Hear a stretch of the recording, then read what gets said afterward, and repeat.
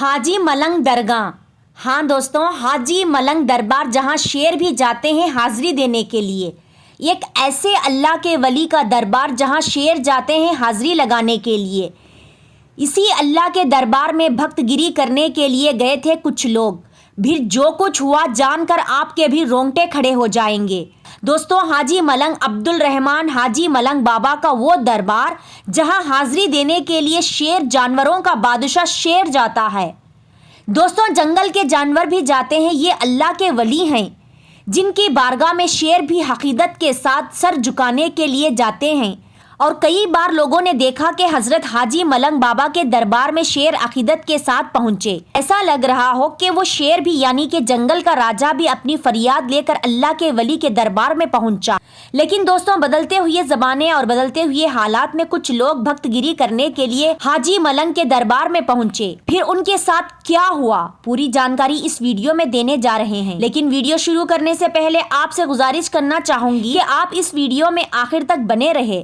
پیارے دوستوں، اگر آپ بھی اللہ کے ولی کے چاہنے والے تو اللہ کے ولی کے نام سے حاجی ملنگ بابا کے نام سے ایک بار کامنٹ باکس میں جا کر اللہ اکبر ضرور لکھیے، اور اس ویڈیو کو دل سے لائک کرنا بالکل مت بھولیے گا۔ دوستوں، اللہ کے ولی کی دربار وہ دربار ہوتا ہے جہاں ہندو کیا، مسلم کیا، سکھ کیا، عیسائی کیا، ہر دھرم کے لوگ اللہ کے ولی کے دربار میں بنا روک ٹوک کے پہنچتے ہیں۔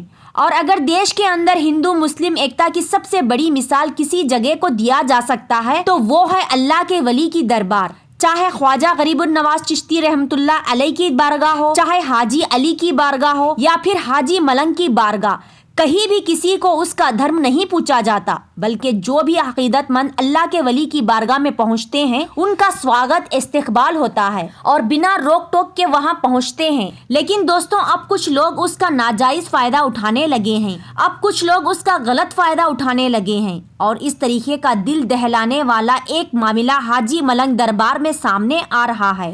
دوستوں، پچھلے دنوں ایک خبر آپ نے دیکھی ہوگی کہ کچھ لوگ حاجی ملنگ بابا کی دربار میں اپنی دعویداری پیش کر رہے ہیں، اور جب سے اتر پردیش جہاں کے سی ایم یوگی آدتیہ ناتھ بنے ہیں، جب سے بابا کے راج اتر پردیش میں رام مندر کا آغاز ہوا ہے، اس کے بعد سے یعنی رام مندر کے بعد سے لگاتار ایسا دیکھا جا رہا ہے کہ جہاں کہیں کچھ لوگ اپنے آپ کو بہت بڑا بھکت دکھانے کے لیے ہر جگہ جے شری رام کا نعرہ لگاتے ہوئے نظر آ رہے ہیں۔ یہ جھلک دیکھنے کو ملی کیونکہ اللہ کے ولیوں کے دربار میں کسی کے لیے روک ٹوک تو نہیں ہوتا، کسی سے اس کا دھرم تو نہیں پوچھا جاتا، اور اسی کا فائدہ اٹھا کر کچھ لوگ حاجی ملنگ بابا کے دربار میں بھی پہنچے اور حاجی ملنگ بابا کے دربار میں گھس کر جے شری رام کا نعرہ لگانا چالو کر دیا۔ اب دوستوں، یہ لوگ بھی یہ سوچتے ہوں گے کہ جے شری رام کا نعرہ اگر حاجی ملنگ بابا کے دربار میں ہم جا کر لگائیں گے تو ہم سب کو بہت بڑا دھرم کا عالم بردار مانا جائے گا،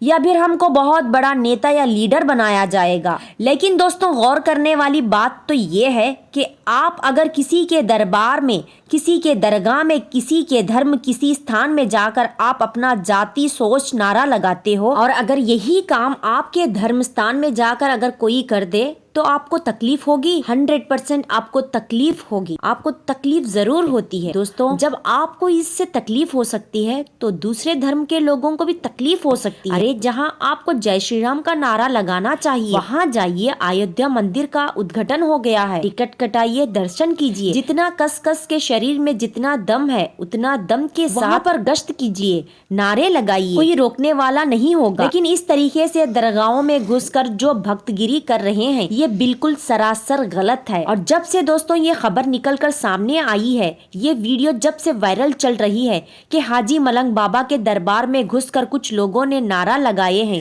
وہاں تو مسلمان تھے ہی، اور انہوں نے اپنا محبت کا اور شانتی کا پیغام دیا، اور انہوں نے کچھ بھی ایکشن وہاں پر نہیں لیا، بلکہ لوگ نعرہ لگاتے رہے اور یہ لوگ صرف ان لوگوں کو دیکھتے رہے۔ لیکن اگر ان میں سے کوئی سربراہ ہوتا تو وہاں پر بالکل ماحول خراب ہو جاتا، اور پھر اگر ماحول خراب ہو جاتا تو اس کا ذمہ دار کون ہوتا؟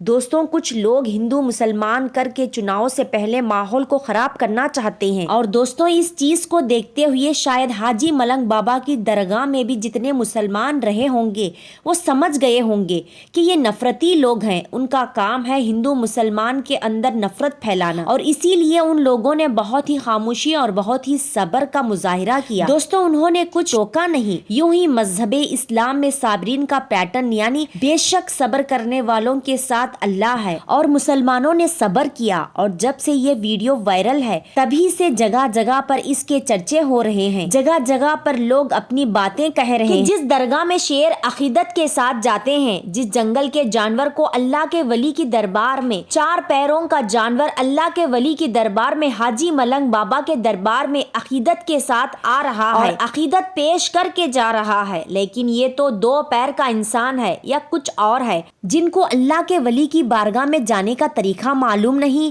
ان کی عظمت و توقیر معلوم نہیں۔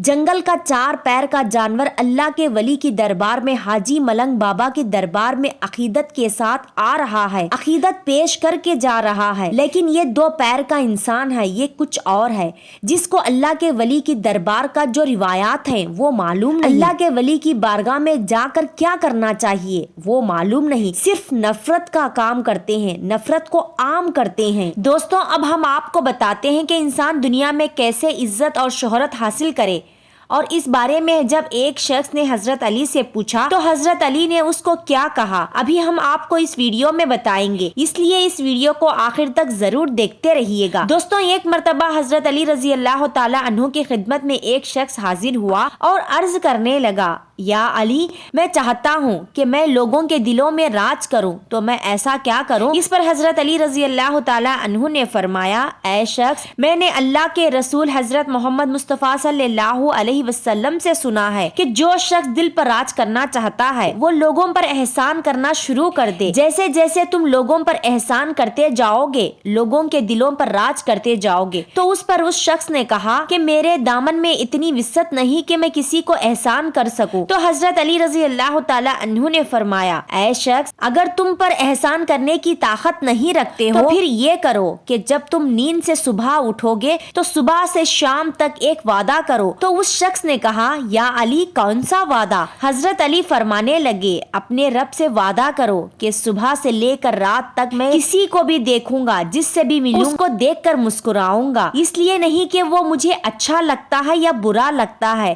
اس لیے کہ وہ اللہ کا بندہ ہے۔ جب تم اللہ سے روزانہ وعدہ کرو گے اور اپنے دن کا آغاز کرو گے تو اللہ تبارک و تعالیٰ کے فضل و کرم سے اللہ تمہیں ایسا بنا دے گا کہ تم ہر کسی کے دل پر راج کر سکو گے۔ دوستوں، اب ہم آپ کو بتائیں گے کہ 7 گھروں میں اللہ تعالیٰ کی لعنت ہوتی ہے اور ان 7 گھروں میں برکت چلی جاتی ہے۔ تو وہ 7 گھر کون سے ہیں؟ تو اس ویڈیو میں ہم آپ کو بتائیں گے کہ وہ 7 گھر کون سے ہیں جس گھر میں اللہ تعالیٰ کی لعنت ہوتی ہے، ہم آپ کو آج بتانے والے ہیں، تو ویڈیو کو پورا ضرور دیکھیے گا۔ دوستوں، اس کے ساتھ ساتھ ہم آپ کو یہ بھی بتائیں گے کہ حضرت علی نے فرمایا، عورتوں کو یہ 5 حق دے دو تو آپ کا گھر جنت بن جائے گا۔ ساتھ ساتھ اللہ تبارک و تعالیٰ نے سانپ کو کیوں پیدا فرمایا، یہ کاٹنے اور مارنے والا سانپ اللہ نے اس کو کیوں پیدا کیا؟ یہ ویڈیو بہت ہی پیاری ہونے والی ہے، اس لیے اس ویڈیو کو پورا ضرور دیکھنا۔ نمبر 1، رات کو کھانا کھانے کے بعد برتن صاف نہ کرنا۔ دوستوں، گھر میں اکثر یہ بات یہ نہیں جانتے۔ نمبر 1، رات کو کھانا کھانے کے بعد برتن صاف نہ کرنا۔ دوستوں، گھر میں اکثر یہ بات پر دھیان نہیں دی جاتی کہ گھر کے برتن کھانا کھانے کے بعد ایسے ہی رکھ دیے جاتے ہیں اور کہتے ہیں کہ صبح کو دھو لیں گے، بلکہ ایسا کرنے سے گھر میں برکت چلی جاتی ہے اور اللہ تبارک و تعالیٰ کی لعنت ہوتی ہے۔ نمبر 2، جنابت کی حالت میں کھانا کھانے سے۔ دوستوں، ناپاکی کی حالت میں کھانا کھانے سے گھر میں بے برکتی آتی ہے۔ ناپاکی کی حالت میں اس وقت کھانا کھا سکتے ہیں جب سحری کا وقت ختم ہونے والا ہے۔ جن گھروں میں لوگ ناپاکی کی حالت میں کھانا کھاتے ہیں تو ایسے گھروں میں بھی برکت نہیں ہوتی۔ نمبر 3، ماں باپ کا ادب نہ کرنے سے۔ दोस्तों वालिदैन का अदब जिस घर में बदतमीजी की जाती है तो ऐसे घरों में भी अल्लाह की लानत होती है और ऐसे घरों में बरकत नहीं होती। नंबर 4, खड़े होकर पेशाब करने से। दोस्तों जो लोग खड़े होकर पेशाब करते हैं उनके घरों से बरकत चली जाती है, तंगदस्तियां आ जाती हैं, इसलिए खड़े होकर पेशाब नहीं करना चाहिए। नंबर 5, घर के जालों को साफ नहीं करने से। दोस्तों घर के जालों को साफ करना चाहिए। दोस्तों घर के जालियों को साफ ना करना तो ये भी तंगदस्ती की अलामत है। मकड़ी वगैरह के जाले इसलिए साफ नहीं करते, कहते हैं कि मकड़ी को नहीं मारना चाहिए, तो ऐसा कुछ नहीं है, मकड़ी को मार सकते हैं और इसके जालों को भी साफ करना चाहिए। नंबर 6, फजर की नमाज पढ़कर फौरन सो जाने से। दोस्तों जो लोग फजर की नमाज पढ़कर सो जाते हैं तो उनके घर में भी बरकत नहीं होती। अब आप जरा सोचिए कि फजर की नमाज पढ़कर सो जाने से बरकत खत्म हो जाती है,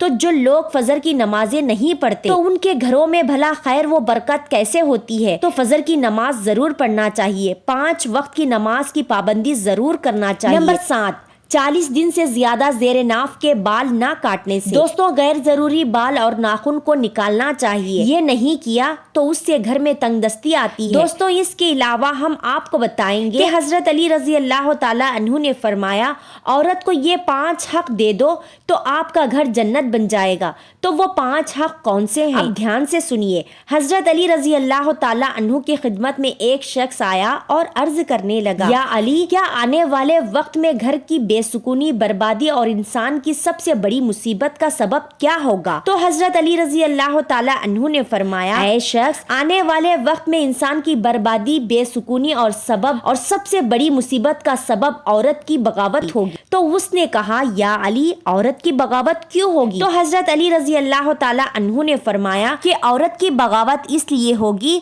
क्योंकि मर्द औरत के हक पामाल करेंगे, अपनी बीवियों को गुलाम समझने लगेंगे और इसको बेइज्जती करने लगेंगे और यूं इंसान अपने ही हाथों से अपने सुकून को तदफीन करने लगेगा। उस शख्स ने दस्ते अदब को जोड़कर ये अर्ज किया कि या अली, औरत के कौन कौन से हक? तो हजरत अली रजी अल्लाह ताला अन्हु ने फरमाया, पहला हक से मुराद जब भी अपनी बीवी से बात करे अखलाक के साथ बात करे और इसकी इज्जत करे, इससे प्यार करे और कभी भी किसी के सामने बेइज्जती ना करे। जो बात उसे समझाना चाहिए वो प्यार से अकेले में समझाइए, क्योंकि इस्लाह अकेले में की जाती है। जो दूसरों के सामने की जाए तो वो इस्लाह नहीं बल्कि इंसान की बगावत की तरफ माइल कर देती है। दूसरा हक, अल्लाह ने औरत को एहसास की मिट्टी से बनाया है, इसलिए वो हर पल किसी न किसी एहसास के जद में रहती है। मर्दों को चाहिए कि अपनी बीवी के छोटे छोटे कामों पर शुक्रिया अदा करता रहे, इसके छोटे छोटे अच्छे कामों की तारीफ करता रहे, बार बार अपनी मोहब्बत और सच्चाई का इजहार किया जाए